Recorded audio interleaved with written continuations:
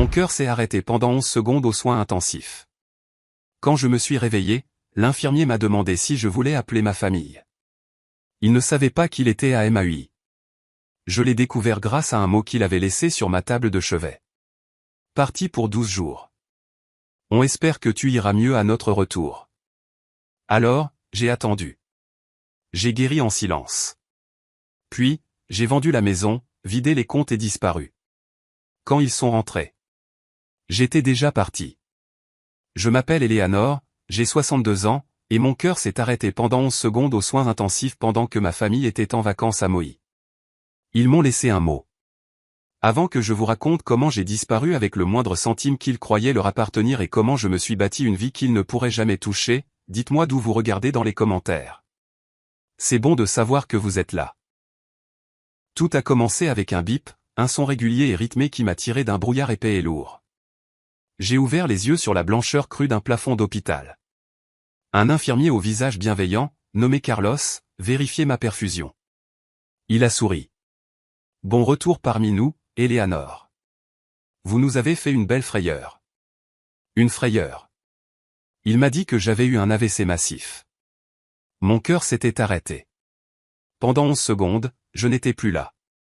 Il m'a demandé si je voulais appeler ma famille.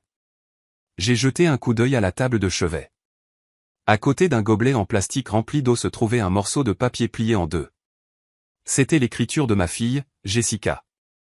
Mon cœur a eu un petit soubresaut. Ils étaient là. J'ai ouvert le mot. Il était bref, maman, on devait prendre l'avion. Terrible timing. À Maui pour 12 jours avec Megan et Paul. On espère que tu iras mieux à notre retour. On t'aime. On t'aime. Les mots avaient un goût de cendre dans ma bouche. Carlos ne savait pas qu'ils étaient à Maui. Il ne savait pas que la première chose que j'avais vue en revenant à la vie était une carte postale du paradis me disant que j'étais seul. Je lui ai dit d'une voix rauque, non, merci, Carlos. Ils sont occupés. Pendant les 8 jours suivants, ma chambre d'hôpital fut une tombe silencieuse. Pas d'appel, pas de fleurs, pas de visiteurs. Juste la gentillesse constante de Carlos, qui a appris que j'aimais le thé Earl Grey avec une tranche de citron. C'était un parfait inconnu, et pourtant c'était le seul qui ait pris la peine de demander. Dans ce silence, ma vie a défilé dans ma tête. Je me suis souvenu de chaque sacrifice, de chaque fois où j'avais fait passer leurs besoins avant les miens. Le souvenir le plus clair était celui du mariage de Jessica. Je venais d'encaisser les bons d'épargne que mon défunt mari, David, m'avait laissés. C'était censé être pour mon voyage de rêve en Italie. Mais Jessica voulait une salle plus grande, une robe de créateur. C'est mon seul et unique jour spécial, maman, avait-elle dit. Alors j'ai signé le chèque. 1 an plus tard, quand j'ai mentionné que je pourrais peut-être enfin faire ce voyage, elle avait balayé l'idée d'un revers de main. Oh, maman, c'est un peu frivole, tu ne trouves pas, à ton âge? Frivole. Mon unique rêve était frivole, mais sa 4e robe de demoiselle d'honneur ne l'était pas. J'ai tout payé. J'ai payé pour le mauvais investissement de mon gendre, Paul. J'ai co-signé le premier prêt immobilier de ma fille Megan. J'étais la banque de la famille, le contact d'urgence, la babysitter attitrée. J'étais une ressource, pas une personne. Le jour de ma sortie, j'ai pris un taxi pour rentrer. Le silence dans la voiture était une lourde couverture. Quand je suis entré dans ma propre maison, celle que David et moi avions construite ensemble, un frisson m'a parcouru l'échine. L'air était vicié. Mon fauteuil préféré avait disparu, remplacé par un meuble moderne et élégant que je n'avais jamais vu. Les murs étaient à moitié peints d'un gris sinistre et stérile. Dans un coin du salon, mes photos de mariage, mes photos avec David, toute ma vie était entassée dans des boîtes en carton poussiéreuses. J'avais l'impression d'être entré dans mon propre mausolée. Puis je l'ai vu. Sur la table de la salle à manger, posée en plein centre, se trouvait une pile de prospectus immobiliers brillants. La photo principale était celle de ma maison, mon foyer. En dessous, en lettres grasses, on pouvait lire. Prix pour vente rapide. Mon sang s'est glacé. Ce n'était pas possible. Mais à côté des prospectus, il y avait un dossier en carton. Mes mains tremblaient en l'ouvrant. À l'intérieur, il y avait une procuration. Et en bas, ma signature. Je m'en suis souvenu. Il y a 2 ans, pour une opération de routine au genou, Jessica avait insisté. Juste au cas où, maman. Pour qu'on puisse gérer les choses pour toi. Gérer les choses. Voilà donc ce qu'il gérait. Je me suis effondré sur le canapé froid et inconnu, les papiers tremblants dans ma main. Ils n'étaient pas seulement en vacances. Ils attendaient que je meure. Ou, si je n'avais pas la décence de le faire, ils allaient m'effacer de toute façon. Je pensais que c'était le pire qui pouvait arriver. J'avais tellement tort. J'ai trouvé le vieil ordinateur de la famille dans le bureau. Mes doigts volaient sur le clavier, mon cœur battant à tout rompre dans mes oreilles. Je me suis connecté à notre compte iCloud partagé. Et ils étaient là. Des messages, des dizaines. De Jessica à Paul, l'agent immobilier dit qu'on peut mettre en vente avant le 15. Il faut juste qu'elle parte. De Paul à Jessica, est-ce qu'elle est, tu sais, partie? Les charges nous tuent. Et celui qui m'a brisé. Celui qui a fait voler en éclats le dernier morceau de mon cœur. C'était de Jessica à sa sœur Megan. Megan, je me sens mal, Jess. Elle est toute seule. Jessica, elle n'est pas seule. Elle est à l'hôpital. Et puis, elle n'a jamais été douée avec les limites. C'est pour le mieux. On pourra la mettre dans un bon établissement. On retrouvera nos vies. Les limites. Le travail de ma vie, mon amour, mes sacrifices, était un problème de limite. Je n'ai pas crié. Je n'ai pas pleuré. Pas à ce moment-là. Je suis entré dans l'ancien bureau de David, la seule pièce qu'il n'avait pas touchée, et je me suis assise dans son fauteuil en cuir usé. J'ai pris une photo de nous, d'une autre vie, une famille souriant à l'appareil photo, et j'ai finalement craqué. J'ai pleuré. J'ai sangloté pour la femme qui avait tout donné et qui se retrouvait avec rien. J'ai pleuré la famille que je pensais avoir. Les larmes ont fini par cesser. Et à leur place, quelque chose de froid, de dur et de clair s'est installé dans ma poitrine. Le chagrin était un luxe que je ne pouvais pas me permettre. La rage était un carburant. J'ai ouvert mon ordinateur portable. Je n'ai pas cherché les informations de vol de mes enfants. Je n'ai pas cherché de forfait vacances à Maui. J'ai cherché des avocats spécialisés dans le droit des aînés. Le lendemain, j'ai rencontré un avocat nommé James Pugh. C'était un homme calme et professionnel, avec des yeux bienveillants qui ne contenaient pas une once de pitié, seulement de la concentration. Je lui ai tout raconté. Quand j'ai eu fini, j'ai poussé le dossier sur le bureau. Ils ont ma procuration, ai-je dit d'une voix blanche. Il l'a examiné. Puis je lui ai donné la lourde boîte de documents financiers que David m'avait laissée, celle que je n'avais jamais vraiment regardée.